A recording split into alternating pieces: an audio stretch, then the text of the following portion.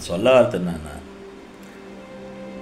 நல்ல எண்ணெய் வை, நல்லதே கற்றுக்க,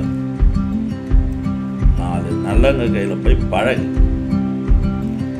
அப்படி அவன் கெட்டவனா இருந்தால் திருத்த முயற்சிப்பேன். ஆனால் அதே வேலையை இறங்கிடாது. திருந்தலையா நீ திரும்பி வந்துடு.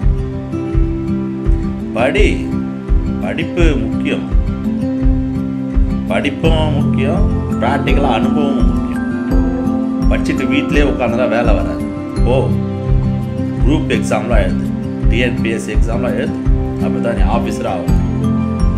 ஆஃபீஸர் ஆனால் ஒரு கண்ட்ரோல் வரும். இந்த நாட்டு அரசாங்கத்தில் நீலாம் ஒரு அளவு தன்மையாக வேலை பண்ணுவாங்க.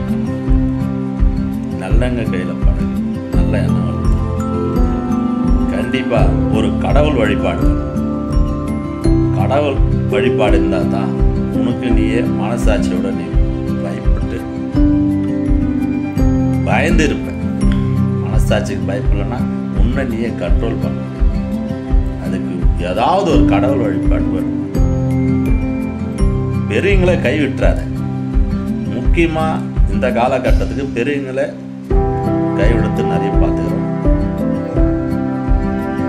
பெற்றோருங்களை வயதானவங்களுக்கு கைவிட்டுறாங்க. அது என்ன காலம் தெரியல. இப்போ அது ரொம்ப தவறு. நீ உங்கள் அப்பா அம்மாவை பார்த்துக்கினா தான் உன் பையன் பார்த்துப்பான். பையனுக்கு அப்புறம் அப்போ அதுக்கு அந்த வேற சந்ததிகள் வருவாங்க.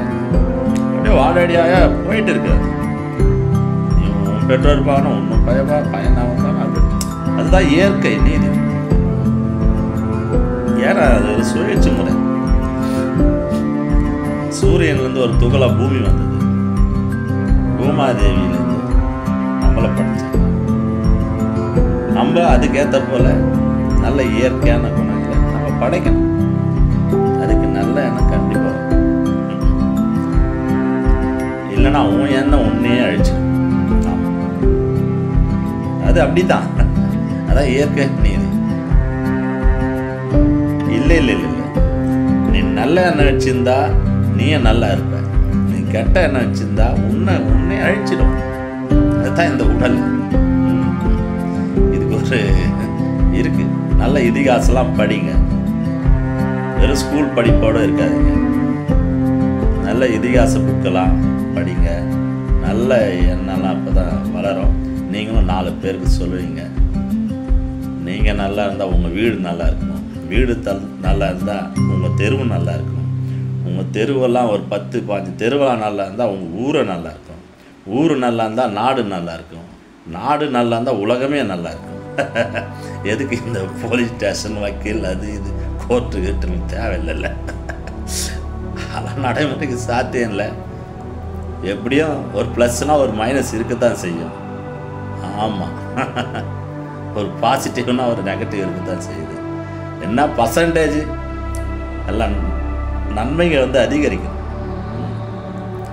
தீய எண்ணங்கள் கம்மியாகும். அது எல்லாம் உங்கள் கையில் தான் இருக்குது. நீங்கள் வளர்த்துக்கிற அந்த நல்ல எண்ணம் முயற்சியில் தான் இருக்குது. Good bye.